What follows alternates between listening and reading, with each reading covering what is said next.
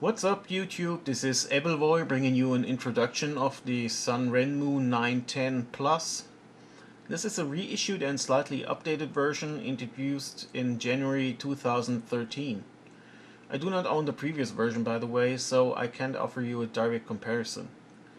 For those who didn't know, Sanrenmu is one of the largest knife manufacturers in China, but the lion's share of their knives is produced on behalf of some major international knife companies. Only a small percentage is distributed under the Sanrenmu brand. Still, they have a huge variety of models, however, many models are only available for a short time. Fortunately, they decided to re-release the 910 Plus for the final time, and not only that, the new version even came in 4 different handle colors. Orange, that you see here, black, khaki, and green. At this point, I'd like to give a quick shout out to Usaya Knife Distribution, a great German online shop for Chinese knives that had all variants of the 910 Plus available. And I got myself one of each. Now let's go on with the specs real quick. The closed length is 120 millimeters. The blade length is 90 millimeters, which results in an overall length of 210 millimeters. The blade thickness is 3 millimeters and the weight comes in at 135 grams. Some of you knife connoisseurs might probably say now, where have I seen this design before? It looks so very familiar. Absolutely it does. The design bears a very strong resemblance to the Chris Reeve Zebenza, as you can see. But this only applies to the overall shape and to a certain degree to the ergonomics. Other than that, these two knives couldn't be more different. I'm not going to do a direct comparison between the two knives either, as the Zebenza is about 12 to 15 times the price of the 910 Plus, so there wouldn't be much sense in that.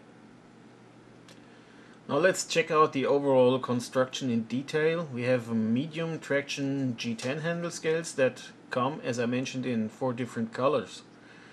They are mounted on steel liners and held together by Allen screws, so no Torx screws this time. They all fit a 1.5 millimeter Allen wrench, including the thumb studs. Only the pivot needs 2.5 millimeter Allen wrench. The pocket clip is quite stiff and can be switched from left to right, but only for tip-up carry. The locking mechanism is a liner lock, a pretty strong one too. I'm glad the finger choil opposite of the lock was cut out a little deeper. This way it's a lot easier to push the liner over to disengage the blade. The jimping helps with this as well. There's even more jimping on several places around the handle. Not all of it makes sense to me, like the part back here. Furthermore, the jimping is recessed, which reduces the traction. The jimping continues on the thumb ramp on the back of the blade, but it's only very light and doesn't offer much traction. But the overall good ergonomics make up for that, at least for my hand size and the way I use the knife. The blade comes in a drop point design with a high hollow grind. 2 finishes are available. The stone washed finish you see here, and the satin finish you can see here on the black model.